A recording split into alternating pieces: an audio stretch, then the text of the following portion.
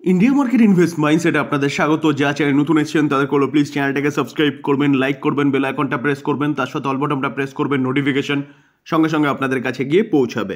Sir Nifty ফিফটিকে দেখলে দেখা যাবে নিফটি কিন্তু থামারই নাম নিচ্ছে না, অর্থাৎ ভালো অফসাইড মুভমেন্ট দেখাচ্ছে। এখনও পর্যন্ত দেখলে দেখা যাবে নিফটি 1.23% মতন একটা ভালো আফসাইড মুভমেন্ট দেখাচ্ছে, যেখানে কালকের দিনেও কিন্তু নিফটি ভালো করছিল, পজিটিভ ক্লোজ দিয়েছে, আরও ভালো করতো যদি না নিফটি আইটি বা আইটি ইন্ডেক্স না পড়তো। কালকে আমরা দেখেছিলাম আইটি ইন্ডেক্স 1% মতন পড়েছিল, যেখানে আজকে দিনে দেখলে দেখা যাবে আইটি ইন্ডেক্স 1.5%-এর ওপরে একটা ভালো অফসাইড মুভমেন্ট দেখাচ্ছে।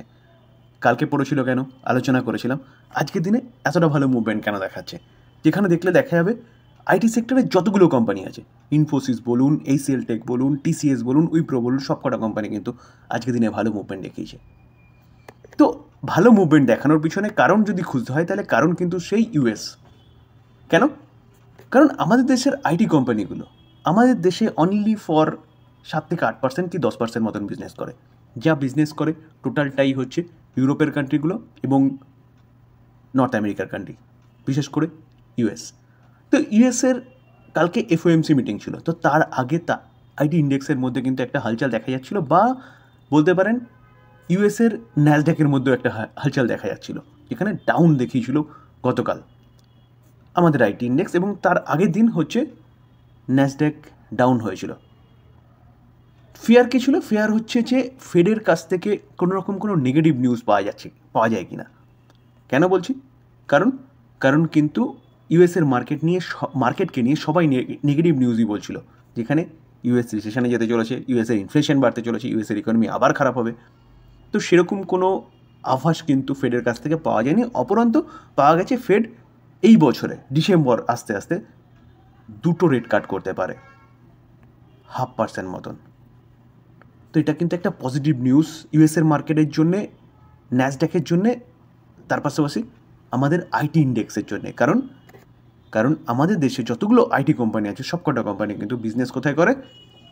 ইউএসএ, নর্থ আমেরিকা বা ইউরোপের কান্ট্রিগুলোতে করে, যার জন্য আজকের দিনে দেখলে দেখা যাবে আইটি ইন্ডেক্সের মধ্যে কিন্তু একটা ভালো রনক দেখা গেছে এবং নিফটিকে ভালো সাপোর্ট করেছে। নিফটি তার জন্যই আজকের দিনে ভালো আফসাইড মুভমেন্ট দেখাচ্ছে।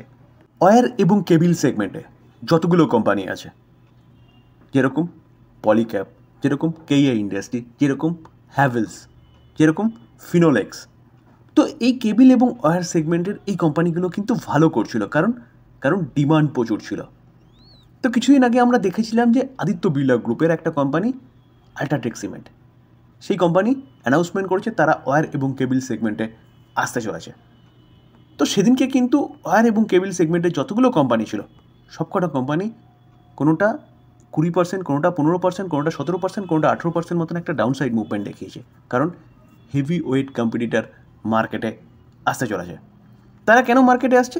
কারণ প্রায় 50% মতন মার্কেট শেয়ার রয়েছে আনঅর্গানাইজ সেক্টরের মধ্যে, যেখানে ছোটোখাটো এদিক ওদিক কোম্পানির হাতে প্রায় 50% মতন। তো এই 50% মার্কেটকে ক্যাপচার করার জন্য কিন্তু এই অর্গানাইজ বড় বড় কোম্পানিগুলো এই মার্কেটে ওয়্যার এবং কেবিল সেগমেন্টে এন্ট্রি করতে চলেছে। তো যেসব কোম্পানিগুলো অলরেডি মার্কেটে রয়েছে তাদের মধ্যে একটা ফেয়ার সৃষ্টি হয়েছে এবং ব্যাপক একটা কারেকশন আমরা দেখেছিলাম। তো আজকের দিনেও দেখলে দেখা যাবে আজকে 20 তারিখ, তো এই 20 তারিখে ওয়্যার এবং কেবিল সেগমেন্টে যতগুলো কোম্পানি আছে সবকটা কোম্পানি কিন্তু আবারও ডাউনসাইড মুভমেন্ট দেখাচ্ছে। তো আজকের দিনে কেন দেখাচ্ছে?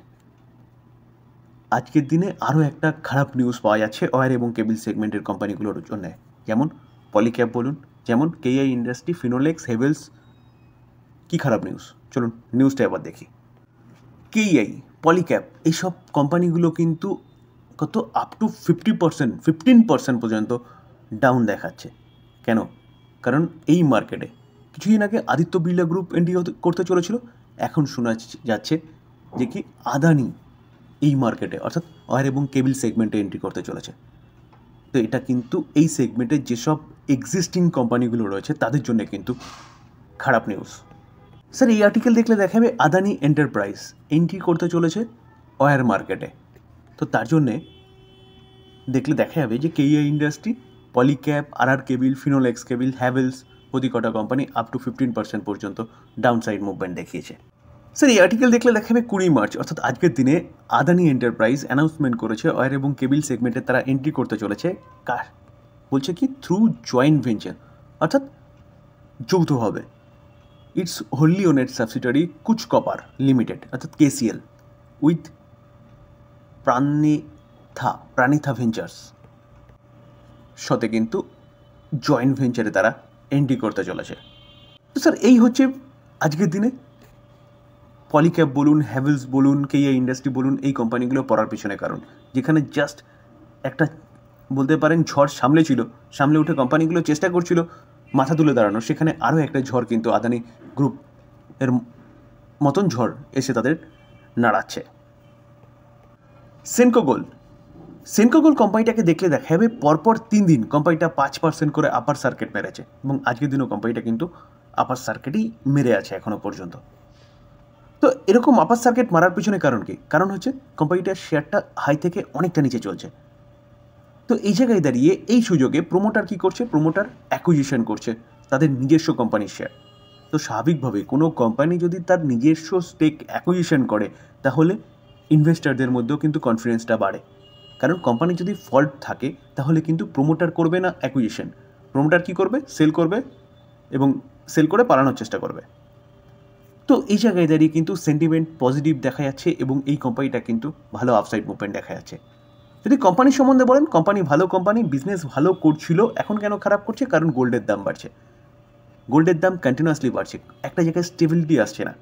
যার জন্য শুধু সেনকো গোল্ড নয়, দিগ্গজ কোম্পানি টাইটান বা কল্যাণ জুয়েলার্স, এই দুটো কোম্পানির মধ্যেও কিন্তু একই রকম সিচুয়েশান দেখা গেছিলো। হাই থেকে কোম্পানিগুলো অনেকটা নিচে রয়েছে। কেন? কারণ বিজনেস, গোল্ডের দাম কন্টিনিউয়াসলি বাড়ছে, যার ফলে মানুষের পারচেসিং ক্ষমতা কমে গেছে এবং যারা পারচেস করবে করে ভাবছেন তারাও কিন্তু সোনার স্টেবিলিটি, দাম স্টেবল হওয়ার কথা ভাবছেন, যে স্টেবল হলে তারপর কিনবো। যার ফলে গোল্ড ম্যানুফ্যাকচারিং কোম্পানিগুলো অর্থাৎ অর্নামেন্ট ম্যানুফ্যাকচারিং কোম্পানিগুলো বিজনেসে কিছুটা এফেক্ট পড়েছে, রেভিনিউ প্রফিটেবিলিটি কমছে, যার জন্যে গোল্ড সেক্টরের প্রতি কটা company, gold sector means ornament সেক্টরের প্রতি কটা কোম্পানি কিন্তু ডাউনে রয়েছে। তো সেই জায়গায় দাঁড়িয়ে এই সুযোগ কাজে লাগিয়ে সেনকো গোল্ডের প্রোমোটার কী করছে? যে সস্তায় পাওয়া যাচ্ছে শেয়ার, প্রোমোটার অ্যাকুইজিশন করছে শেয়ার, যেখানে সেন্টিমেন্টটা ভালো হয়েছে এবং 3 দিন পর 5% মতন আপসাইড মুভমেন্ট দেখিয়েছে সেনকো গোল্ড। বিধান্তা এই কোম্পানিটা ডিভিডেন্ডের বাদশা, যেখানে এই কোম্পানিটা ভালো ক্যাপিটাল গেনের সাথে কিন্তু প্রায় 10% মতন একটা ভালো ডিভিডেন্ড পে আউট করে এই কোম্পানিটা। রিসেন্টলি কোম্পানিটা ডিমার্জারের কথা শোনা যাচ্ছিল এবং সেই নিয়ে এখনও কাজ চলছে, খুব তাড়াতাড়ি কিন্তু এই ডিমার্জারের নিউজ পাওয়া যাবে।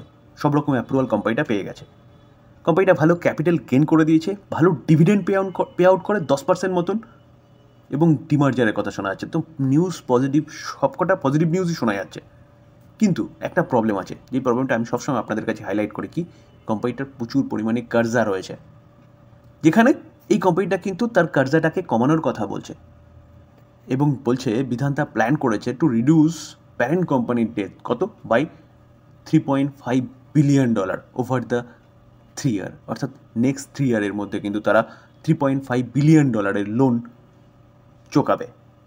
কে বলছে? অনিল আগরওয়াল।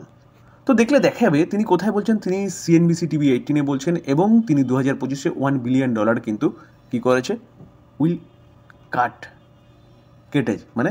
কাটতে চলেছে বলতে পারেন, যেখানে 2026-এ তারা এম রেখেছে 1 বিলিয়নের এবং 2027-এ 1.5 বিলিয়নের, টোটাল মিলিয়ে 3 বছরের মধ্যে কোম্পানিটা $3.5 বিলিয়ন লোন কিন্তু চোকাতে চলেছে। এটা একটা ব্যাপক বড় নিউজ এই কোম্পানির জন্য, যার জন্য কোম্পানিটা কিন্তু আজকের দিনে ভালো সেলিব্রেট করছে। যেখানে প্রবলেমটাই ছিল হচ্ছে কর্জাকে নিয়ে, সেখানে কোম্পানি কর্জা কমানোর কথা বলছে বা কর্জা পূরণ করার কথা বলছে বা শোধ করার কথা বলছে। তো অবভিয়াসলি যেটা নিয়ে প্রবলেম ছিল সেটা যদি কোম্পানি আস্তে আস্তে চুকিয়ে দেয় তাহলে কোম্পানি আরও ভালো বিজনেস করবে, প্রফিটেবিলিটি আরও ভালো শো করবে, কারণ যেই টাকাটা লোন হিসেবে যেত সেটা কিন্তু প্রফিট থেকেই মাইনাস হতো। তো স্যার এটা কিন্তু এই কোম্পানির জন্য ব্যাপক বড় নিউজ। তবে ডিসক্লেমার দিয়ে রাখি, কোনো বাই রেকমেন্ডেশন নয়। কোম্পানিগুলো সম্বন্ধে ভালো নিউজ পাওয়া যাচ্ছে, সেগুলো আপনাদের সামনে তুলে ধরার চেষ্টা করছি, টোটালটাই লার্নিং পারপাস। বাই করবেন, নিজে ফার্দার অ্যানালাইসিস করবেন, তারপরে বাই করবেন বা আপনার ফাইন্যান্সিয়াল অ্যাডভাইজারের সাথে কথা বলে নিয়ে তারপর বাই করবেন। থ্যাংক ইউ, ভালো থাকবেন।